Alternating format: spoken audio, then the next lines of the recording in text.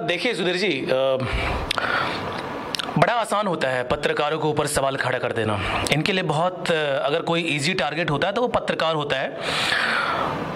इंसान को ना, और खास करके इन नेताओं को, सबसे पहले इनके खुद के अपने गिरेबान में झांक कर देखना चाहिए कि ये कितना सही है, क्योंकि हम पत्रकारों का काम होता है सवाल करना, जवाब देना आपका काम है, चाहे वो पक्ष के हों या विपक्ष के हों या किसी पार्टी के राष्ट्रीय अध्यक्ष हों या प्रधानमंत्री हों या राष्ट्रपति हों। हमारा काम होता है सवाल करना।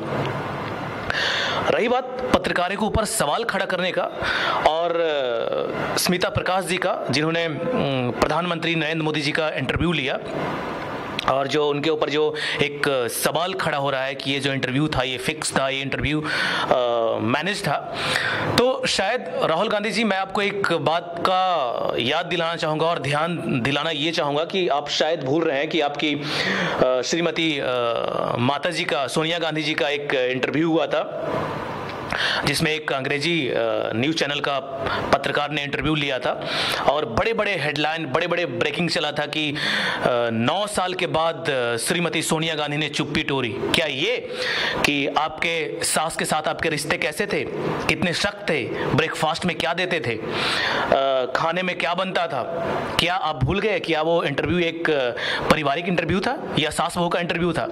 तो थोड़ा बैकग्राउंड में झांक कर देख लें और पीछे जाकर देख लें कि आप जिस पत्रकार के ऊपर सवाल खड़ा करते हैं वो पत्रकार भी आपको भी इंटरव्यू करते हैं। तो हम क्या ये मान लें कि आपके जो इंटरव्यू होते हैं, और खास करके जितने भी आपके इंटरव्यू हुए हैं, वो फिक्स होते हैं, मैनेज होते हैं? तो राहुल जी, आपको शोभा नहीं देता। आप एक बहुत ही पुरानी पार्टी के आप राष्ट्रीय अध्यक्ष हैं और इस बात को मैं उम्मीद करता हूं कि इस बात को आप समझेंगे कि जो जनता है जिसको आप भ्रम करते हैं, भ्रम में रखते हैं, भ्रमित करते हैं, उनको आप भ्रम में रखना छोड़ दें और जनता के लिए कुछ काम करें, ताकि आप जो 44 पे सिमट गए हैं उससे आपके जो आंकड़े हैं आगे बढ़े।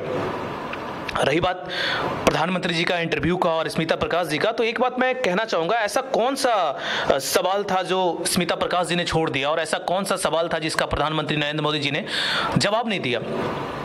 आप राफेल की बात कर लें, जिस पे आप चीख चीख कर चिल्लाते हैं कि राफेल में चौकीदार चोर है, चौकीदार डायरेक्ट इन्वॉल्व है, 30,000 करोड़ का घोटाला किया है। आप इसको लेकर हर जगह प्रेस कॉन्फ्रेंस करते हैं, मीडिया में वाइटें आती हैं, आपके नेता उलूल जुलूल कुछ भी बातें करते हैं, आप सदन को, संसद को चलने नहीं देते हैं इसको लेकर।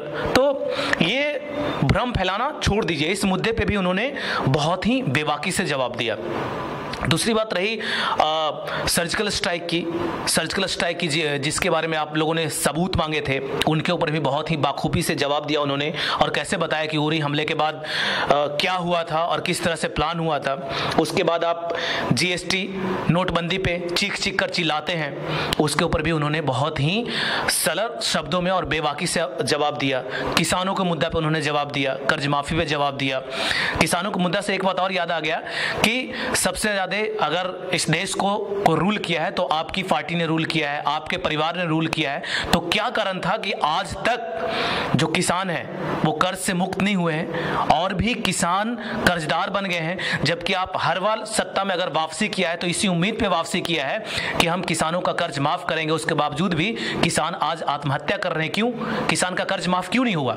तो ये एक अहम सवाल आप पे ऊपर भी खड़ा होता है, आप पे ऊपर भी उठता है, क्योंकि हम पत्रकार का काम होता है सवाल पूछना, और ये सवाल हम आपसे भी पूछ रहे हैं, आपकी पार्टी से पूछ रहे हैं और आपकी जो श्रीमती माता जी हैं सोनिया गांधी, उनसे भी पूछ रहे हैं कि आखिर किसान आज भी कर्जदार क्यों है। दूसरी बात, आप लोग उनसे एक सवाल पूछा गया कि विदेशी दौरों को लेकर, उनके उस पे भी उन्होंने बहुत ही बेबाकी से, बहुत ही सरल शब्दों में जवाब दिया आपको।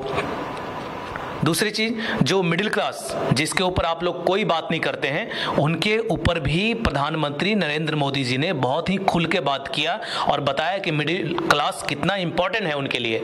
दूसरी चीज, देश की जीडीपी के बारे में उन्होंने बहुत ही बेबाकी से बात किया।